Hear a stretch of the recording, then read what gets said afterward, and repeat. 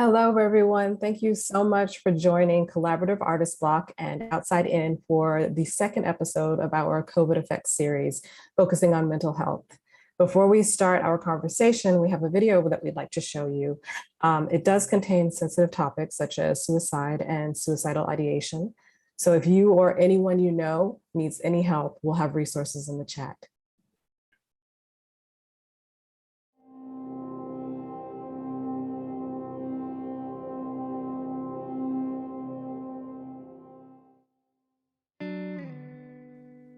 I don't even want to start this. I find that now I really struggle with anxiety, and that's extreme anxiety when it comes to communicating through electronic means like email, text message, and I have trouble answering simple questions and responding to emails. And I also have high anxiety when it comes to going off into the world and meeting new people. Which is a problem because a large part of my job is going out into the world and meeting new people. People might see me do it and have the idea that I'm fine, but it takes a lot more out of me at the end of that interaction than ever before. Over the past couple of weeks, as I've ventured out into the world for different events, I get home and it's like I almost don't want to leave the house for the next 2 days because that 2 to 4 hour interaction has sapped all of the energy that I built up for a week.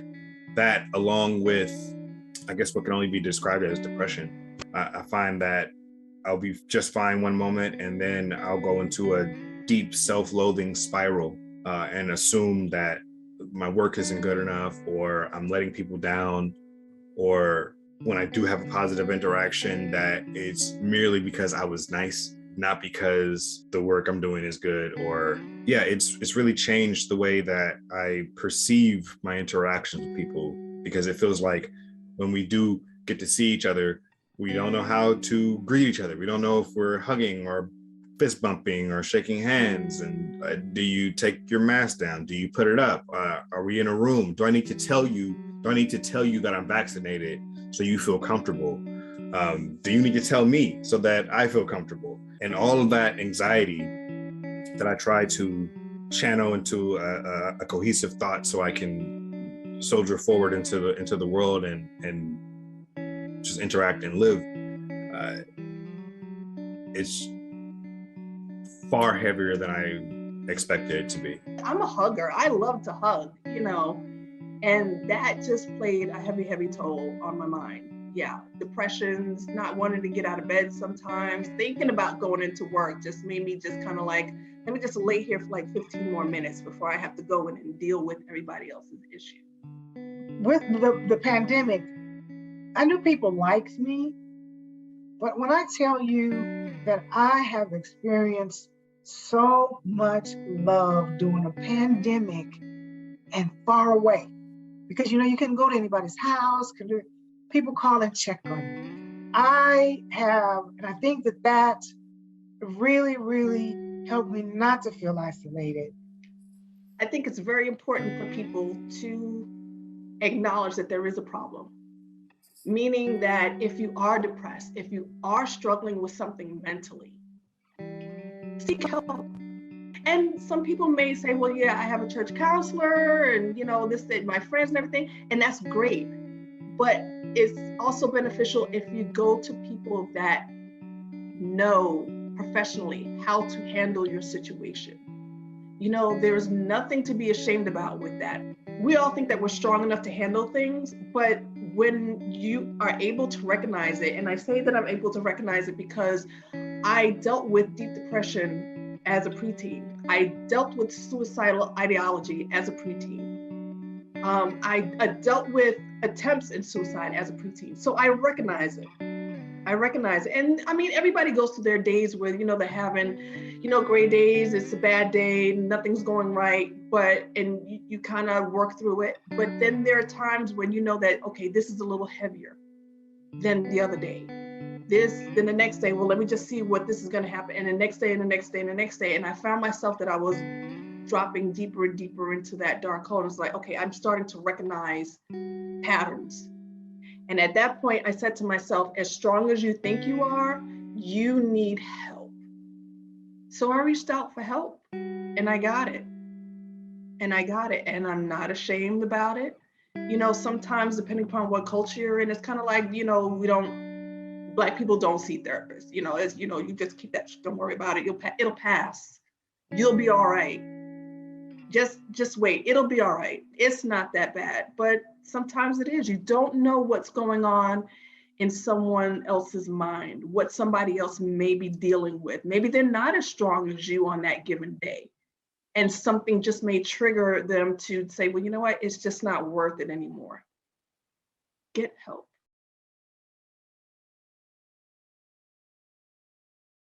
When I saw, for example, the George Floyd thing. When I saw the video and that grown man said, well, or was calling for his mama, I just broke down. Because if you understand what mothers mean and how mothers are seen as being the protectors and the nurturers and the caregivers and the loves, and this grown man was so fearful and was being treated so badly. It went back to just his primal thing of like, mama.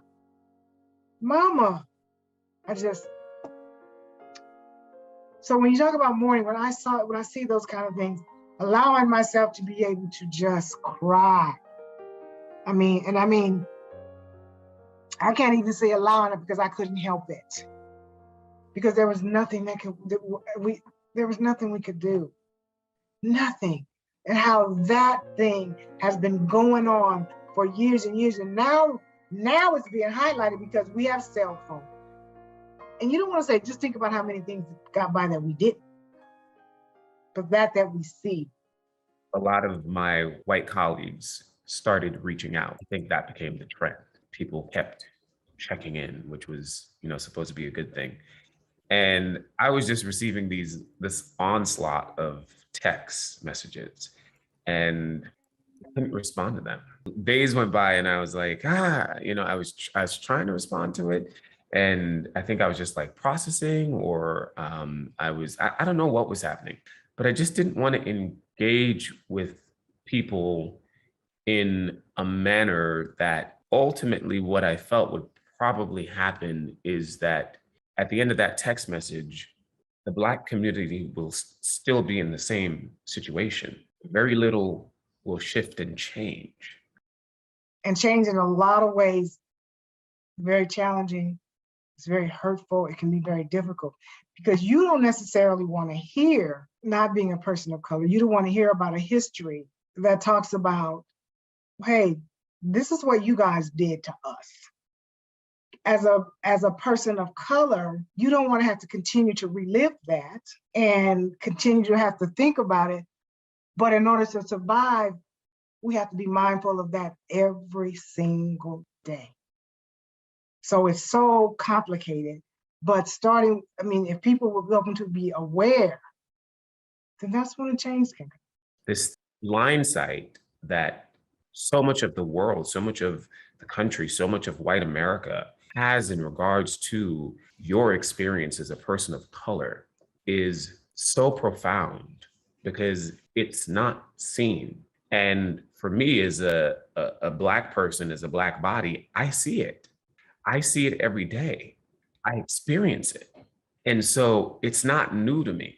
It wasn't like, oh, wow, look at this. It was like, yeah, I've been living with this and dealing with this. And I know that person had good intention, but for me, I think I could see through a sort of like a through line of, at the end of the day, this is being made conscious and aware for them for a moment of time. It will disappear again because we don't see it. People don't see it. And so at the end of the day, it's gonna fall back into my responsibility either to remind people or carry the burden of the weight. In one sense, it was just sort of like, it felt like a waste of time. That person may have felt a little validated for that moment, or like they're doing something, but are you really going to do the work for the long haul? And probably not. If you don't see a problem because the system is built in a way that you don't have to see it, how am I going to ask you to engage in it? For me, it just felt like automatically it was a temporary moment in time where there was a deepening awareness of something that I know was going to be fleeting for them. And I just didn't feel like doing that work. What has been made very apparent over this time is the inequities in the systems that support our lives. They were already pretty clear, plain as day to me, but as they become clearer to more people, and I'm having more conversations about it with everyone every single day, it's far too much to mourn over the course of a couple months to a couple years. It's ongoing, because it feels like every single day something else is discovered, something else is brought to the surface that should have been there the whole time. I remember there was one day when every time I turned on the news, it was like a 48-hour news cycle. Again, George Floyd, and every time we turned on the news, it was in my ear. It was just like, Black bodies endangered, Black bodies endangered, Black man getting shot, police, right? One after the other, Black bodies impacted, getting sick by COVID. It was just, and I told Chris, my partner, I said, for the first time in my life, I looked at him, because he was obsessed with the news at that point in time, as we all were. And I looked at him, it was like, and it felt like I was in a desert, just like begging for a cup of water. And he didn't know, because he wasn't experiencing things the way that I was experiencing. But it was like I was in a desert begging for a cup of water. And I looked at him and I said, I need for you to turn off the news. I need you to turn off the news just for 24 hours, because it felt like it was just like getting deep within my psyche. I felt like before the pandemic, I was still functioning or living on the idea that I was fed growing up, which was that we were in a post-racial America. When a lie is repeated over and over again, there's a part of you that believes it. This experience that I'm having, maybe it's in my head. So it really, creates further doubt in you. And so it felt like mass awakening. And there was just mass attention and awakening to like, oh, wow, this shit is, pardon my French, this shit is fucked up. It just made you think about, look back on, what could I've done to have been more effective? I also felt stupid that I even doubted the experiences or the things that I was doing. But when you are the only person in the room, and that is the majority of the time, as a Black person, especially where the intersection of where I live, a lot of the times I'm the only Black voice in the room. And so your opinion automatically it has a different weight, because you're seeing it from a totally different perspective. And so it's hard for you not to doubt yourself when what you're seeing is not being affirmed. Kids are still kids. No matter how bad the situation is, kids are still kids. They still have imaginations. They still play. They still laugh. They still bring you joy. When I went out to the protest over the summer for what I guess we've been calling the racial reckoning, it stuck with a lot of people. It's really beautiful to see people who normally wouldn't have said anything stand up and advocate for someone who is nothing like them, for someone who is from a different background, who is from a different race, who has a different orientation. It's been really beautiful. And I'm almost convinced that it might stick, almost. And that gives me hope. I'm a skeptic that a lot of these people are going to maintain, but a lot will. I still have to maintain that level of hope, because I will not give up. I'm staying in the race. I'm staying in it to do what I need to do, what I can do. What can we do to make some changes? And that's difficult in the middle of a pandemic, because you have to really kind of reset your mind and think about, what can I do? Can I give money? We think about money. If you're struggling and you can't do it, okay, we can't do that. What is it that we can do to move forward, to get us out of this, and to be able to get that heavy weight that's on your heart and just to weight you down? because I'm a firm believer that when you do that and when you give into other people, it lifts you. It really does, because at least you don't have to be just weighted down by all the ugliness. Honestly, it's been hard to find hope lately. It really has. I think that there has to be hope somewhere because I'm doing it, but when I look at the onslaught of the the mess in front of us and how deep and layered it is, honestly, I'm not that hopeful. I'm not that hopeful about it. I'm just committed to the work. Seeing this huge reckoning on racial injustice and seeing how layered and complex the problem is, honestly, if I'm being motivated by seeing these systems of oppression fall, a lot of it's not going to happen in my lifetime. I know that. I have to be comfortable with that. And that's also part of what I'm saying that COVID has taught me, is that I have learned that what I'm doing right now isn't for me, but I'm comfortable in it because the problem is so layered that I have to suspend the timeline beyond me. So I'm hopeful, I guess, in a long trajectory of time, but I'm not very hopeful or being driven by that I will see the changes that I want. I mean, right now we're talking about Black people are losing their right to vote. How far back are we? So it's like, in some sense, I feel like, wow, Desean, you're like, we're like further back than what you studied in the civil rights movement. So here I was in my 20s and 30s thinking, oh my God, we've come such a long way. And now here I am in my 40s and I'm like, wow, we went really, really back. So there's just a way deeper understanding for myself that this timeline is really, really long. And right now, for someone like me and where I'm at, I am committed more so based off of the effort that I put in. And that effort, I think, has its own rewards. But I'm not really expecting of seeing change tomorrow.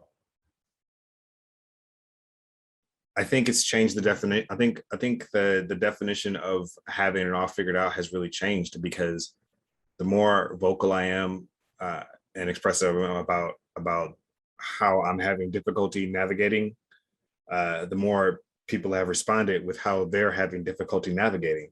And that reminds me that I'm not alone and I'm not inadequate and I'm not just bad at everything.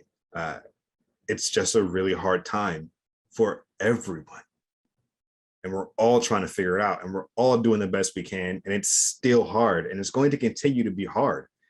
I don't really need to know what is happening all the way down the road. I just need to see what's right in front of me. And then you see the people that are right in front of me, and everything will be okay. Everything will be fine. Like, we will take care of each other. Maybe I do have it figured out. And I mean, by that, I mean, look to your people, look to the people in your circle, and together you'll have it figured out.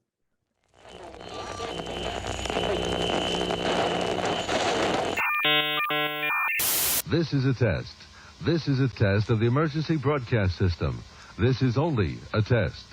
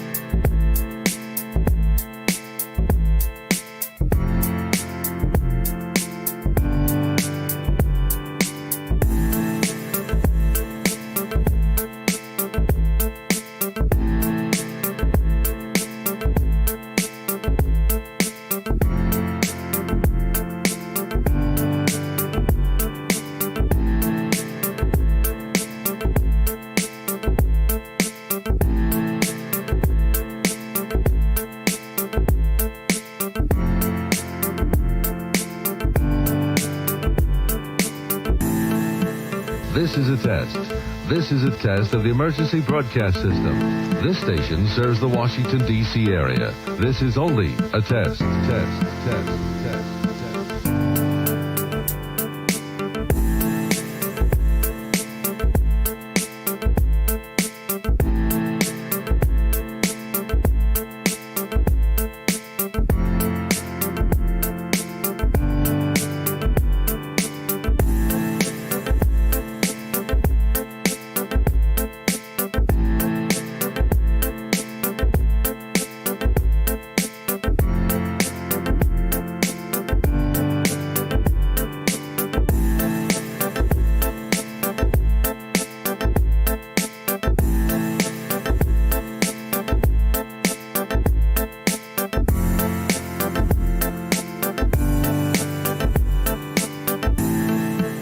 If this had been an actual emergency, the attention signal you just heard would have been followed by official information, news, or instructions. This concludes this test of the emergency broadcast system.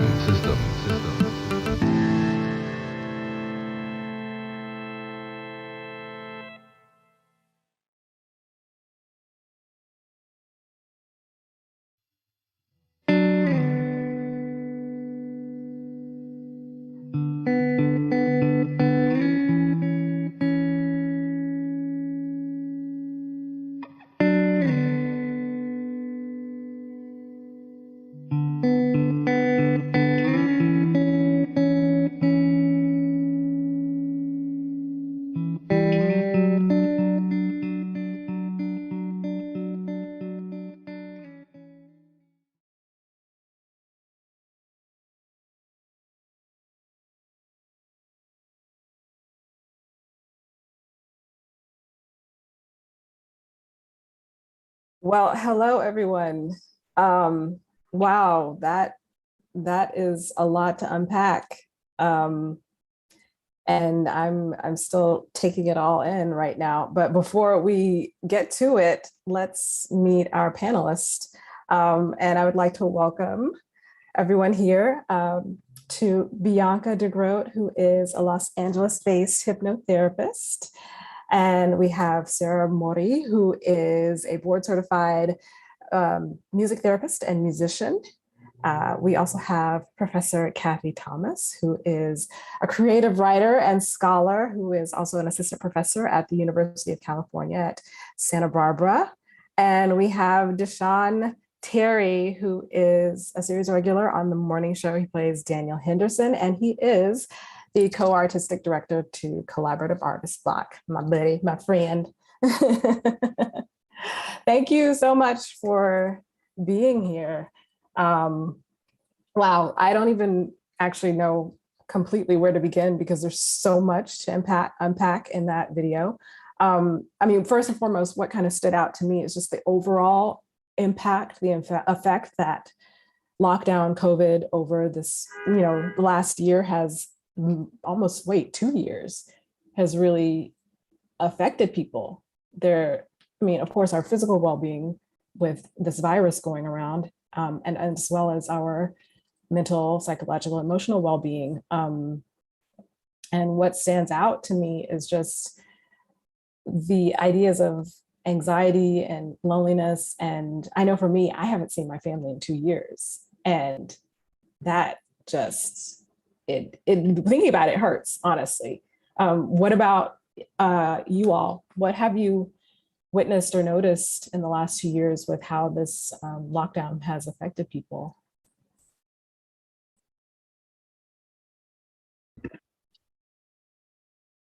Well, I would say what I've noticed the most is that if someone had a little bit of anxiety or a little bit of depression or a little bit of something going on, that this pandemic definitely amplified it and made it bigger and started to become more of an issue. I definitely noticed that with kids and adults. Right. Yeah. A lot of issues with germs, like germophobia. Oh, yeah. A lot of issues with I'm not safe. A lot of issues also, if someone was kind of an isolated person, maybe people weren't reaching out as much as they would have liked. So then it like sort of reinforced this idea, like I can't connect to people, and then created even more isolation and depression. Like I definitely noticed all of that. Yeah. Yeah, the fear, that's a big one that I've noticed. Like even with my friends and my family, just being afraid to be around each other and being extra cautious. And it's just this idea of you can't move in the world like you normally did. And it weighs on you. It really does. When Lisa said, I'm a hugger, oh my gosh, that resonated with me. I am such a hugger. And like that impulse to go to someone and embrace them, it was so embedded in me, but I realized how quickly that turned because of the fear of getting sick, of exposing people that I care about. Like I adjusted and I adapted very quickly, but I also realized that I was missing something, missing that touch, missing, my husband and I, we're with each other in our apartment, isolated and quarantined, but it's like, I literally would hear my friends saying, oh my gosh, I'm so sad because I can't hug you. I miss hugging you. And it takes a major toll. Desean, you look like you were going to say something. There's a bunch of things that I don't want to talk too much, but there was a situation I was in recently where I had to reach out to a stranger in the moment, and I don't want to tell this full story just because of time, but the takeaway that I had in the incident, a couple months ago, was when it happened and the person just could not let me in, even though I was like, hey, I'm a human being in need right now in this moment. I realized in that moment, I was like, oh, wow. Pre-COVID, this person probably would have let me in.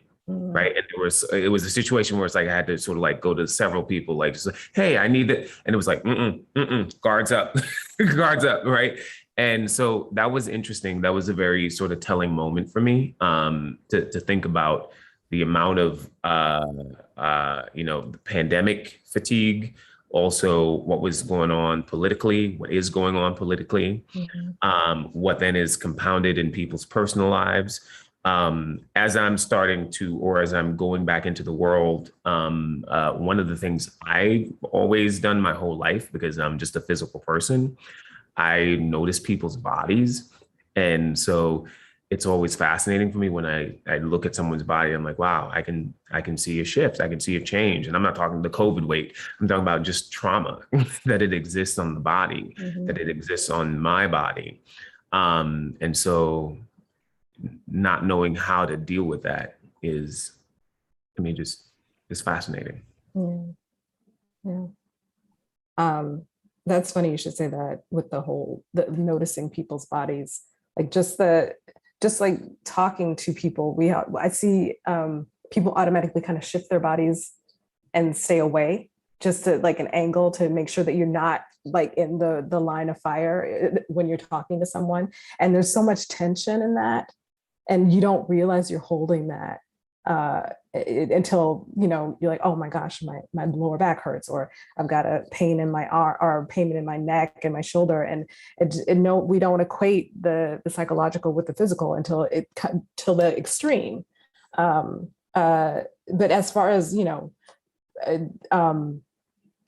instance, your clients, for the therapist in the group, what things have you noticed that your clients are, you don't have to, reveal too much because I know that's confidentiality, but any other observations with how that's manifesting with people that you speak to?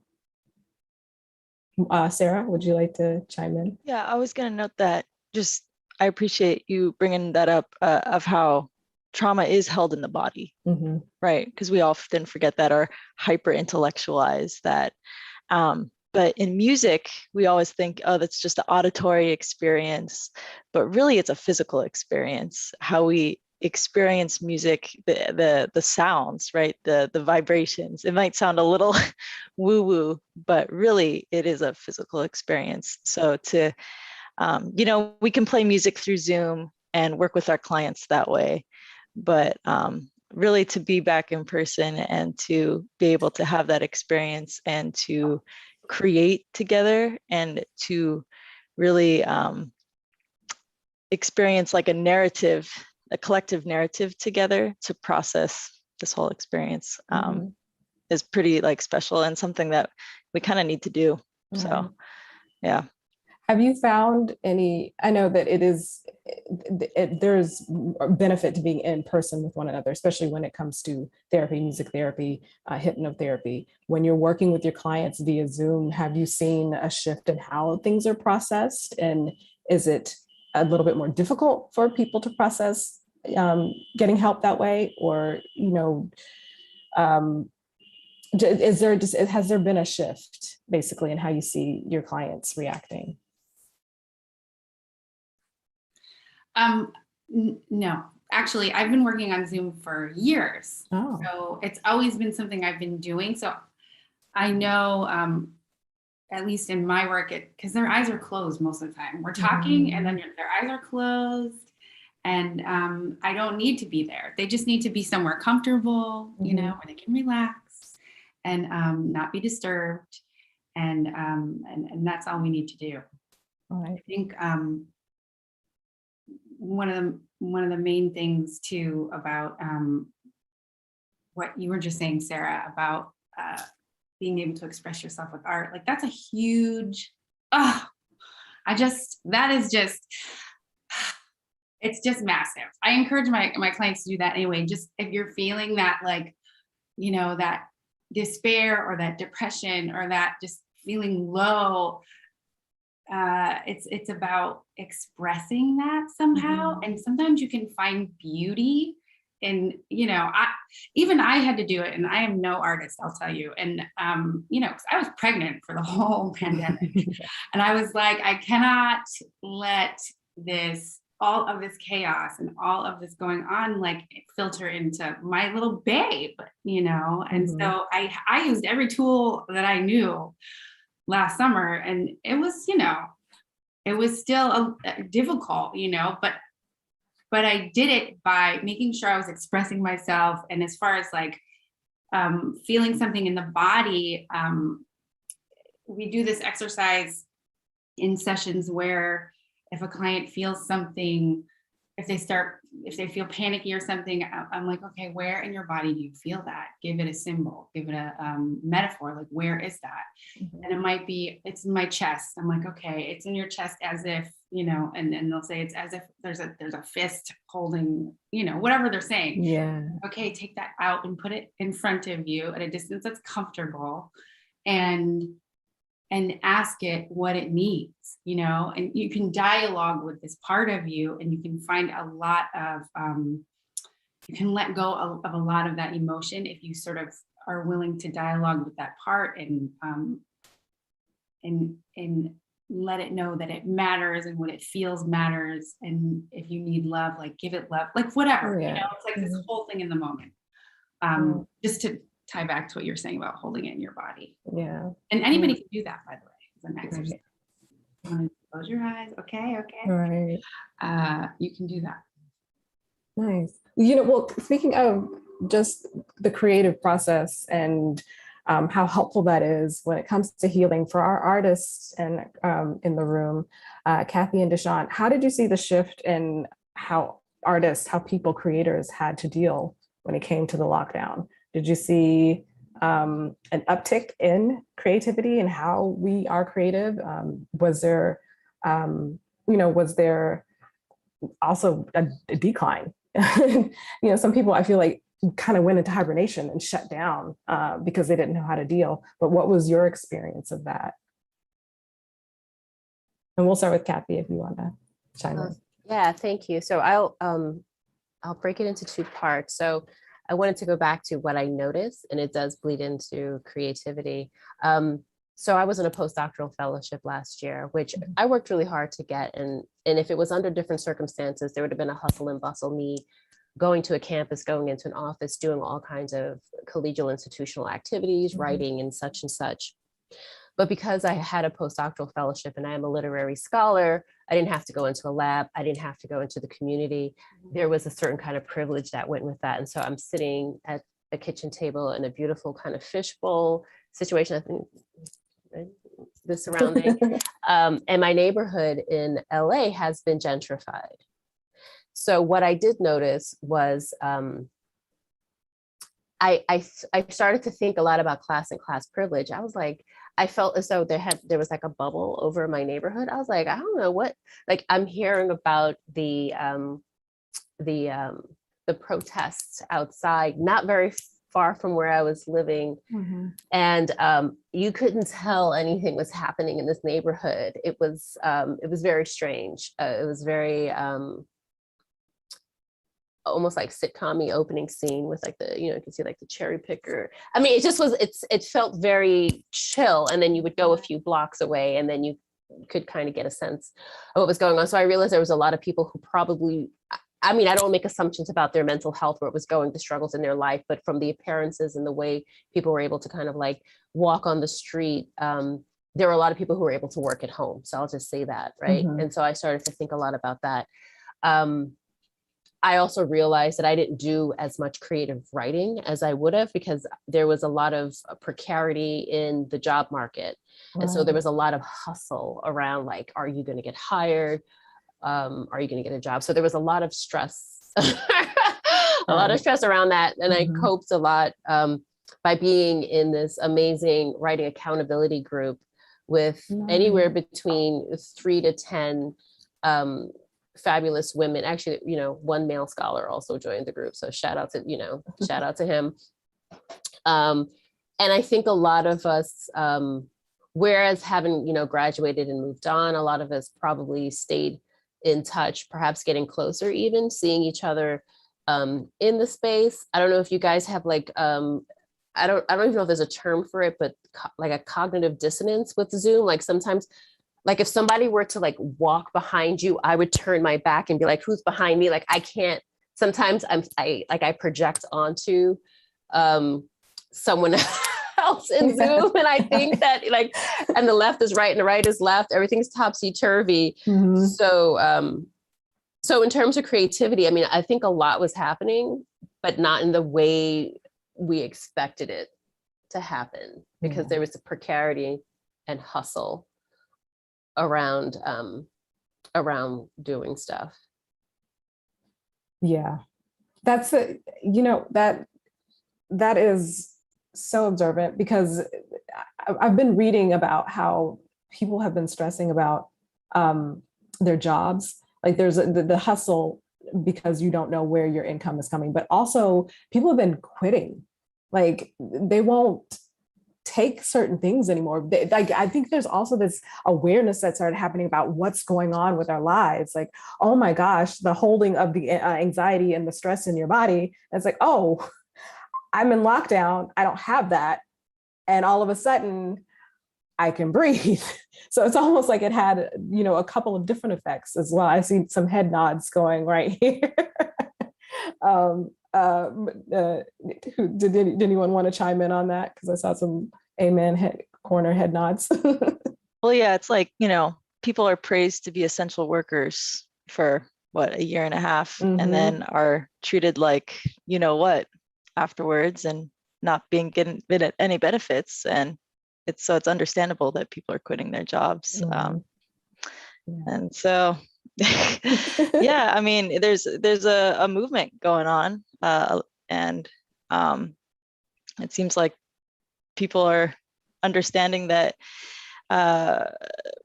people are putting their mental health first and their human rights first, right? And we're getting resources and being connected, and with like telehealth and all these things, and these conversations are kind of really awesome resources for that. So nice. Actually, there's a question from the chat about speaking publicly about trauma, and is it useful? But before we get into that question, that actually leads me into all the events that happened in the summer of 2020, when Sheila mentioned George Floyd, and we had many others, Breonna Taylor, Ahmaud Arbery, and just how we all witnessed it. People of color and people who are not of color, and how that affected us. And Desean, when you in particular saying that, you're watching the news and you're getting barraged by all these images in the news, and how it just triggered something in you, whereas, other people don't get triggered the same way. So, my question, this is for all of you, anyone who wants to answer, just how did you see that trauma play out when it comes to the communities of non-color and the communities of color? And, then that goes into the question of, is it useful to not only, to speak about trauma, to like put it out there in the open? Yeah, I mean, I'm asking the question and the one speaking publicly at the same time, because, it's something that because I want more people to talk about it, if it's useful, the whole thing with what happened last summer and how it impacted me. Like, I don't know how other, people feel, because honestly, sometimes people just don't want to have a conversation about it. But I'm just sort of like, this is the most separate I've ever felt from the nation. You know what I'm saying? This is the most tribal I've ever felt in my entire life. And I know that part of that is good, because I love connecting to my community.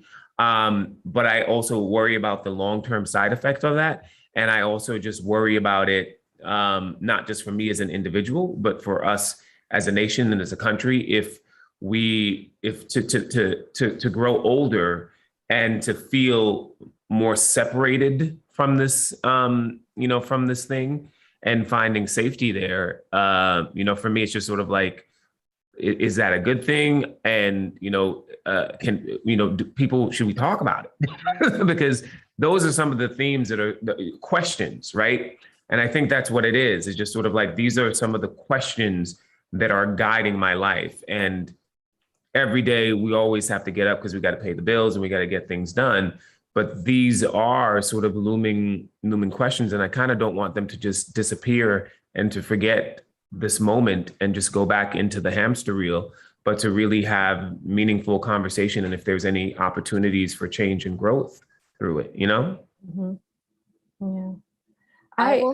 I'm sorry. No, go for it. Yeah, go for it. I was thinking about trauma. I think the way that it manifested for me, and maybe I don't really want to speak for others, but I remember back in the day, I could watch, I don't even know if I'm going to call it like, Hollywood's version of race films. Like, I remember watching like Samuel L. Jackson in Goes to Mississippi. And I was like, yeah, you better go out there and kill him and do that. And, blah, blah, blah. I'm like watching the plot and waiting for the shoot down. And then like what I've noticed lately, like I have to put like Watchmen and Lovecraft on pause. Cause I was like, this is too much for me. I'm going to need to do some Ren and okay, that's triggering too. Ren and Stimpy's a little triggering as well because of the creator. But I had to like do a cleanse with like the British Baking Show or Real Housewives of Troublesome. I had to like just have something in there because I was just like, what year is this? I was like, nothing has changed. And I was like, and I remember the episode when Sister Friend went to the future. I was like, don't come to 2020. In Lovecraft. I was like, oh no, she didn't go to the future. She went to the past and then she went to another planet. And I was like, yeah, skip Earth 2020 because it's gonna be the same as Earth 54.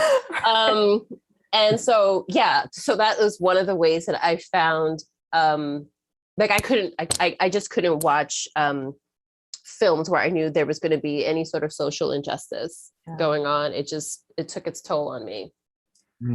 Yeah, go for it. Sorry, I'm gonna stop. Go ahead, Desean.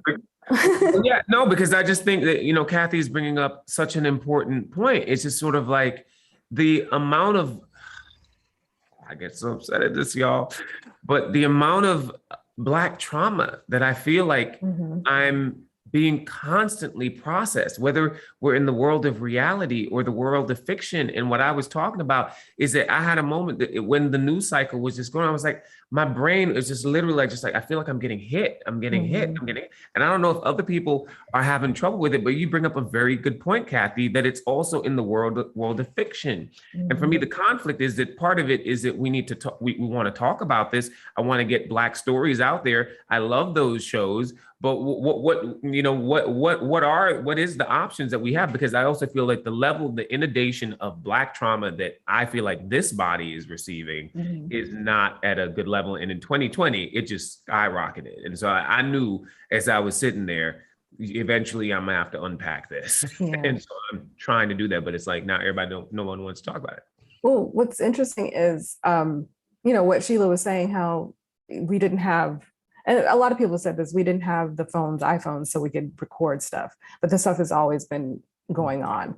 And so I think of my dad and I would have these really interesting conversations about, the things that he had to deal with when he was growing up. He grew up he was born in the 50s, and, and how he and his community stood up for each other and stood against injustices. But that's, if you've been doing that since the 50s and it's 2021, that's a long time of processing and working and building and fighting. And it really stores up in you. And what, I was starting to understand, it's like, oh, this has also been passed down. So not only are we getting hit with the stuff right now, we do have that historical trauma like in our blood that we really haven't completely processed. And, I think it is important for us to talk about these things, because I know that, kids, and even my sister's generation, she's 10 years younger than me, didn't really have all of this information. But it's just like, it feels like there's not a balance. It's like you're hit with all the trauma, but there's so many other really inspiring stories about communities of color, Black and BIPOC people. Everyone talks about Tulsa, Oklahoma, like it's the epitome of what a Black community could do, but there were so many others in the country that nobody talks about. Like those inspiring, so I feel like we don't have a balance to be able to process the trauma, because that's all we get. Any thoughts on that? I do think, however, though, there were people who were shocked by it. They were shocked by it. They were like, oh, that can't possibly be real because of the erasure of the news around that, right? And also, I thought what was poignant about bringing up the past into the present, even into these speculative ways, was that nothing had changed. And I really hope people would be like, oh yeah, that's 1954, that's so removed. I was like, no, girl, it's not removed, because literally that is the same mindset, that's the same erasure, that's the same activities, that's the same process. People have not changed. They've just, things got muted. They were like, oh, I voted for Obama, I'm cured. And then we have, Hot Mess City later on. This is live recorded. You know what I'm talking about. I still have federal loans. I don't know when things happening. But January 6th. Yeah. And then people act like it's brand new. I was like, it's not brand new. And also, yes, we have iPhones, but we also have pictures of women being force-fed in sanatoriums because they wanted to vote. We have pictures, we have families gathering, looking at young Black people hung and charred from trees. We didn't have iPhones, but we had eyes, right? I mean, there are archives. I mean, the barbecue postcards. Yes, I mean, the fact that we even need to be like, oh, iPhones change. No, iPhones didn't change nothing. It just put 24 frames per second in your brain. It changed nothing. See, and Kathy just reminded me that as a Black man, remember, like last summer, there was also there were Black men being hung in California. And it's just so many things that it's like, I had to get rid of that. I had to get rid of that one. But there was quite some times where it's just like, I was like, that was something that, that I was really thinking about, because it's like, well, where is this going? Where is this coming from? So it's just fascinating to me, the level of trauma that we've had to be buried under for last year and throughout the history of what's happening. So then what are the things that we do to support our mental health? Especially communities of color, and Lisa said it, a lot of people don't want to seek help. You know, a lot of, I know that it's still taboo. Therapy is still taboo in some communities. And then you see it manifesting physically, like we spoke of, like heart disease and people, you know, overeating, stress, and all kinds of things in our communities. So how do we help ourselves? How do we support our mental health? So in my practice, when I work with a lot of people of color, probably 80% of my clients are of color, whether, you know, they're Black or, you know, all the gamuts, the gamut of the rainbow. And they'll come in with something like, let's just say depression. And then, so the way I work is we find the root of it, like we figure out where it's coming from, because what's almost always true is it's not like, the issue is not what's presenting, it's kind of like what has created this issue. And so it's like beliefs, thoughts, beliefs. And so going back and figuring out like what are the beliefs that created this? So we find the event, and like, you know, we find the events that create the beliefs. And so the idea is we can figure out what the beliefs are. Oh, like, I'm not good enough to be here. And if you have this idea when you're 4, 5, 2, whatever, it kind of like, it can start there. And no matter what race you are, there always is a source to the belief that goes back to some event that happened when you were a kid that was racially charged, like whether you're getting picked on in the bathroom. These scenes are coming up from sessions that I've had, but like getting picked on in the bathroom by a group of girls calling you names because you go to a school that's all white and you're the only one who's not white. Or you come from another country and you come here and you have an accent, and so you don't fit in that way. Oh God, like I'm not good enough to be here. I can't connect with people. And so these beliefs are created, and then these events happen all through life. We're existing in this world. And then what happened last year with the pandemic, it was just triggering up all this old stuff. And for me too, I was bullied horribly as a child. And so it just reminded me of all of that. And so what you can do, to get back to what you actually asked us, is to understand that these are ideas that are coming from outside of you and that have been maybe on repeat for many years. But just because it's been on repeat doesn't mean that it's true, because I think we tend to internalize this stuff, because when it's repeated, like Desean, like you were saying, like it just becomes like you start to absorb it.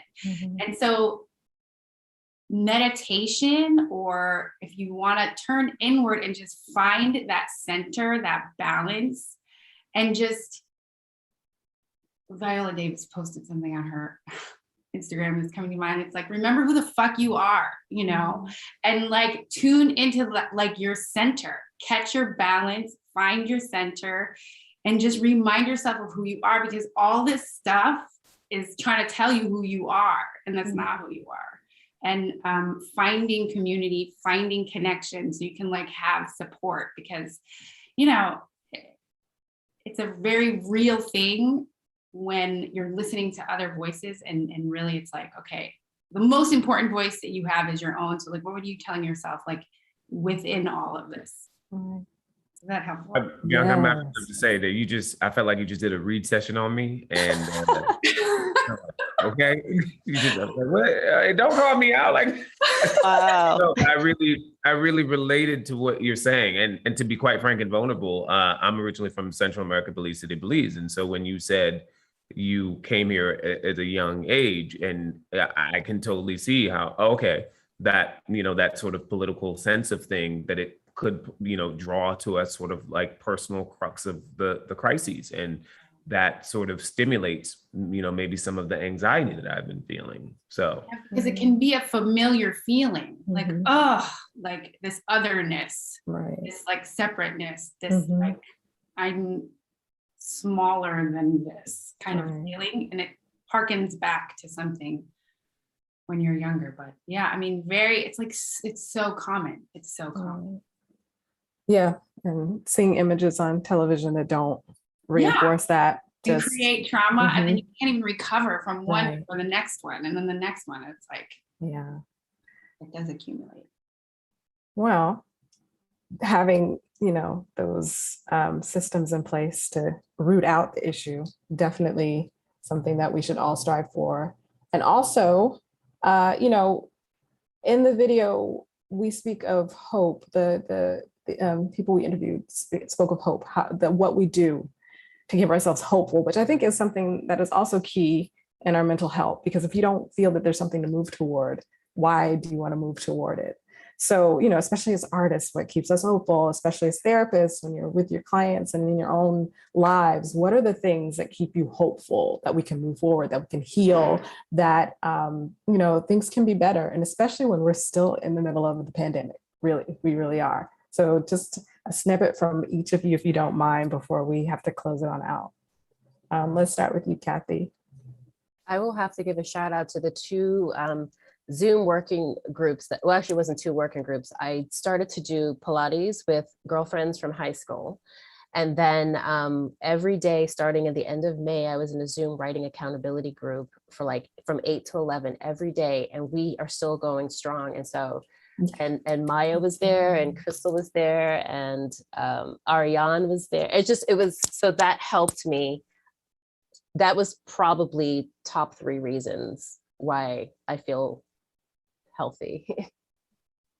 That's really good. That's lovely. What about you, Sarah? Yeah, I think kind of like Desean was saying, it can be a lot sometimes, but seeing the work that a lot of grassroots organizations are doing. I'm a part of this group called Nikkei Progressives, a Japanese American group, and specifically one of the things we're working on is supporting reparations for Black Americans and getting HR 40 passed in the Senate. So yeah, that's kind of giving me hope. So nice. Desean, what about you? Well, as you saw in the video, I'm not very good with the hope question. I was hoping maybe you've had some time to reflect and have a little bit of a seed of hope, a seed, just a tiny little. No, I mean, I don't know. I'm being honest. I'm being honest in the flaws in, maybe works. I've always been a person where I like to work and I want to get the work done. And there's a part of me, whether that's healthy or not, that, seeing what has unearthed during this time for me has been like, okay, all right, let me commit deeper to the work. And I find hope when things are passing through me, meaning that I'm not keeping it bottling in. I'm like, okay, then I'm going to, what can I do to create some sort of avenue for this to flow and move?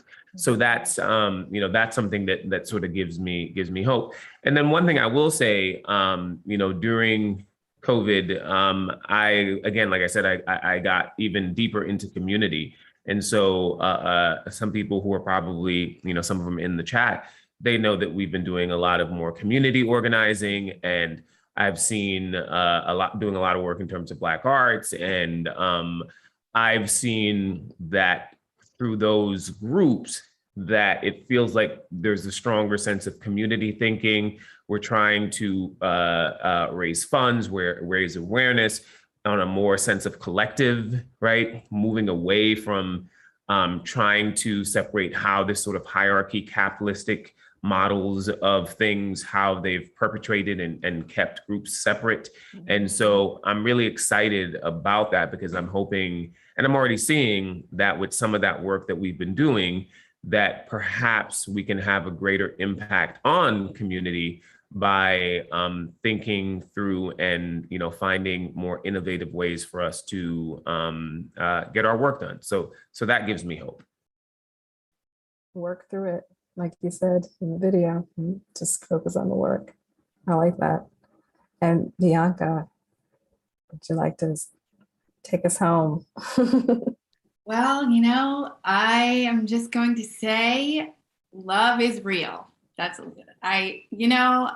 second that the guy in the video who was talking about kids. Yep. Like, love is real. Like, find those kids, like maybe volunteer to help kids do things, you know. My dog, I love my dog. Animal love is real, you know, just finding a way to connect even if it's just like in a small way with a human being or an animal or something that's going to like reciprocate the connection. Yeah. You know, love is real, people. Love is real. That's what I hang on to. It is. And I will take all of these beautiful gems to keep me hopeful. And I second all of them. Staying, in community, focusing on, putting yourself out there in a way that fulfills a purpose to serve outside of yourself. Focus on the work, take it one moment at a time. And I'm like you, Bianca, I had a little baby in 2020, and I take one little moment at a time, and I let him show the way, because he's the next generation. So I gotta have some kind of hope, right? All right. So I just want to acknowledge the videos. Kathy, that video was beautiful. That was beautiful. That was, yes. Just thank you so much for that work. Thank you so much to the panelists for being here and sharing, and all of you for tuning in.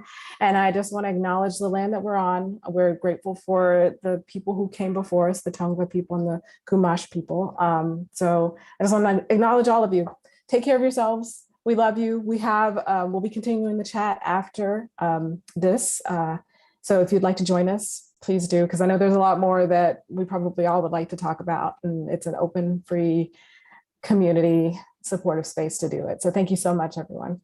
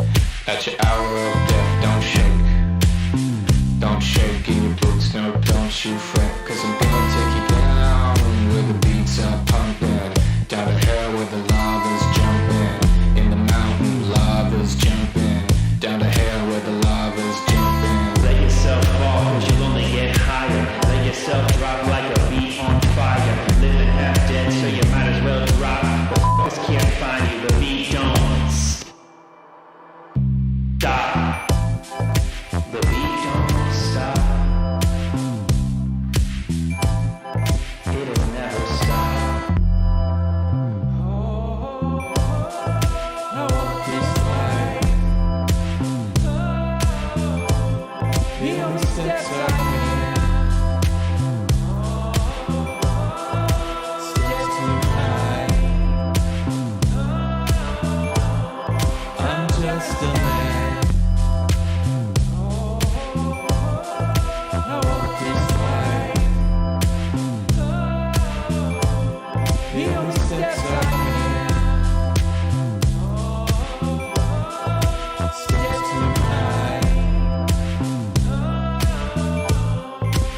just a man.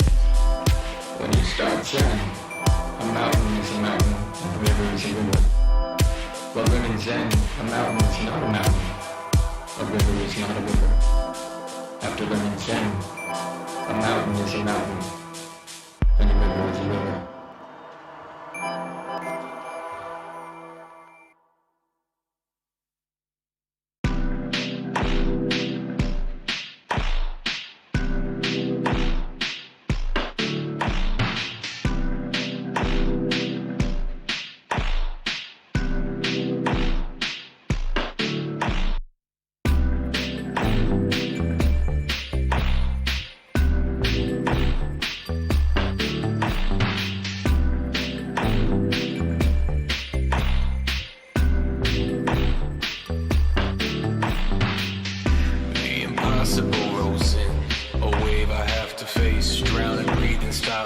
This flood repeats. When it crests, the feeling swells. The wave upturned the sandy straight. Look out, it's about to break. The desert silent wells. The wave forming the air and in the sea. Feeling the ocean's emotions taking over me. Those soothing voices, those peaceful waves. The gale winds rise up. Again, tsunami forms, the flood repeats. Sunlight on my head, skylight above my head. Bounce light floods the walls, my glowing heart walks the halls. Why am I attracted to the siren's call? The beauty with the pain to leave me mortified. What more could you ask for? The missing key. You complain about being trapped. God, I love it though. Somebody still speaks for the sea. Thinking of drowning, yeah. I'm thinking of drowning, thinking of drowning, thinking of drowning. Thinking of drowning, thinking of drowning, thinking of drowning, thinking of drowning.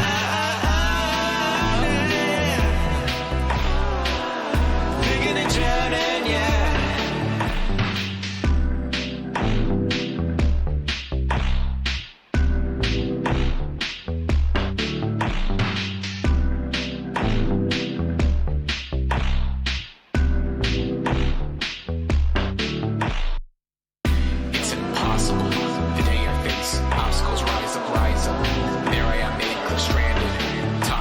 Too far to drop, taking off the floaties. See, if I'm a boy, you gotta bounce, bounce, bounce, bounce, bounce until I succumb to the current.